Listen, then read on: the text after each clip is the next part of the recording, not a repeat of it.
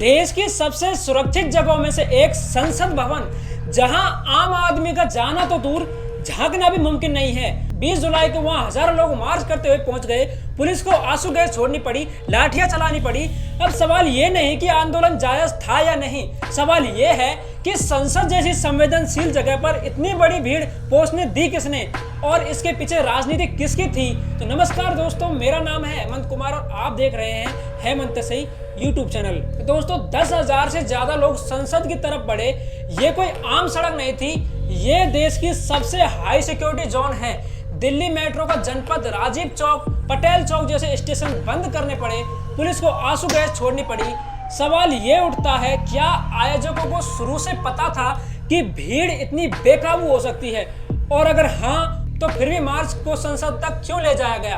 दोस्तों 20 जुलाई को जो संसद मार्ग पर हुआ वो इस बात का जवाब था कि आखिर क्यों हम जैसे राष्ट्रवादी लोग इन कॉकरोचों का समर्थन नहीं करते। ये सड़क पर भागती हुई भीड़ देखकर कौन कहेगा कि ये कोई शांति प्रदर्शन है या शांति मार्च है। पिछले कुछ दिनों से विपक्ष और वामपंथियों द्वारा जो बात कही जा रही थी कि देश में नेपाल जैसा कुछ करना है, उसकी झलक संसद मार्ग पर देखने को मिल गई। इस बात से आप खुद अंदाजा लगा सकते हैं आखिर किस मानसिकता के लोग हैं ये।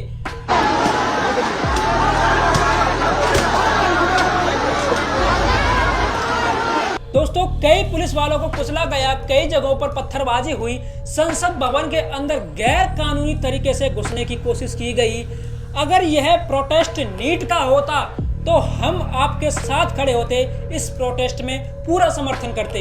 लेकिन ये आंदोलन जिस नीट के मुद्दे पर शुरू हुआ, उस मुद्दे को छोड़कर इस आंदोलन के मन से हर वो बात कही गई जो इस देश को तोड़ने वाली ताकतें हमेशा से कहती आई हैं। इसी मन से उमर खालिद का समर्थन किया गया, इसी मन से ब्राह्मणवादी नारे लगे, इसी मन से सिर्फ नाम रहेगा अल्लाह का कहा गया। बस नाम रहेगा अल्लाह का।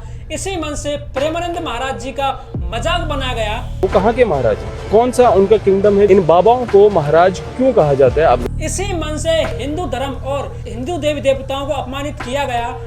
सीता के पति का नाम ले लेके नीता के पति का काम कर रहे हैं। और इसी मन से आर्टिकल 370 फिर से कश्मीर में लागू करने की बात कही गई। अब कोई सच्चा राष्ट्रवादी ये बता दे कि आखिर इनका समर्थन करे तो कैसे करें। और रही बात अभिजीत दीप के, विजेता दहिया और सौरभ दास की, तो ये सब के सब उसी टुकड़ी टुकड़े गैंग का हिस्सा हैं जो कश्मीर को भारत से अलग करना चाहते हैं और इस देश को हिंदू विहीन बनाना चाहते हैं। और मैं ऐसा इसलिए कह रहा हूं कि सीजेपी वालों ने जिन लोगों को अपना मंच दिया है, उनमें से कोई भी व्यक्ति इस देश का भला नहीं चाहता, फिर चाहे वो अरुणधति रॉय हो या कुणाल कामरा, प्रकाश राज या फिर सैयद रघुअल्ला हो। दोस्तों इस प्रोटेस्ट में नीट पेपर लीक की तो कोई बात ही नहीं कर रहा। जिन छात्रों ने आत्महत्या की, उन छात्रों के माँ बाप को ये आश्वासन तक नहीं दिलाया कि हम आपको न्याय दिलाएंगे। यूजीसी की फुल फॉर्म बताओ। हाँ? यूजीसी की full form? University gents commission. आऊंगा, आपके पास भी आऊंगा, आप बताइए। यूजीसी की फुल फॉर्म आपके पास भी आऊंगा 100% आऊंगा। यूजीसी की फुल फॉर्म मतलब यूजीसी की फुल फॉर्म क्या है? फुल फॉर्म जो किसी पे अत्याचार हो रहा है उसके लिए है ये फुल फॉर्म। दोस्तों ये सब देखकर आपको क्या लगता है कि इनमें नीट के छात्र होंगे? यदि वास्तव में ये नीट के छात्र होते तो ऐसी हरकत कभी नहीं करते। मैं ये नहीं कह रहा कि बिल्कुल छात्र नहीं है, हाँ हो सकते हैं, लेकिन कुछ ही छात्र हो सकते हैं। नीट का री एग्जाम हो गया है और रिजल्ट भी आ गया है। छात्र अपना रिजल्ट एंजॉय कर रहे हैं, न कि यहाँ संसद उखाड़ फेंकने की बात कह रहे हैं। पूरा प्रोटेस्ट देखने के बाद अब आप ये कहोगे कि पहले पुलिस ने हाथ उठाया, पुलिस ने लाठी से मारा, जब आपको परमिशन ही नहीं थी वहां जाने की, और आप हाई सिक्योरिटी एरिया क्रैश करोगे तो वो आपको रोकेंगे ही ना, आप पर फूल थोड़ी बरसाएंगे।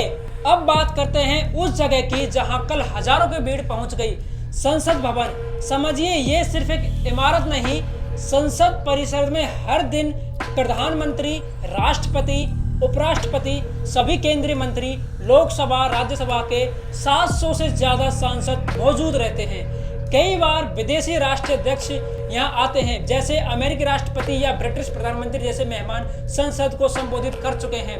यानी एक ही परिसर में देश की पूरी लीडरशिप एक साथ मौजूद होती है। इससे ज्यादा हाई वैल्यू टारगेट शायद ही कोई और जगह हो।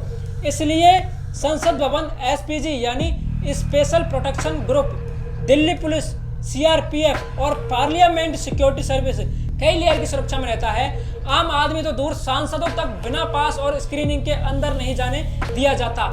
और ये कोई काल्पनिक डर नहीं। 2001 में संसद पर आतंकी हमला हो चुका है, जिसमें कई सुरक्षा कर्मी शहीद हुए थे। 2023 में भी 2 लोग संसद के अंदर धुआं छोड़ने वाला कनस्तर लेकर घुस गए थे, जिसके बाद देश भर में सुरक्षा को लेकर बड़ी बहस हुई थी। यानी इस परिसर की सुरक्षा में हल्की सी चूक कितनी बड़ी घटना में बदल सकती है, ये देश पहले देख चुका है। तो अब 10,000 से ज्यादा लोगों की भीड़ इस संसद की तरफ मार्च करती है। भले ही मंशा शांतिपूर्ण प्रदर्शन की हो, तो सुरक्षा एजेंसियों के लिए ये किसी भी हाल में हल्के में लेने वाली बात नहीं होती।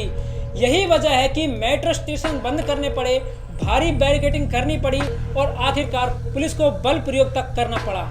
एक तरफ शिक्षा व्यवस्था की जायज चिंताएं, दूसरी तरफ संसद जैसी संवेदनशील जगह की सुरक्षा से खिलवाड़।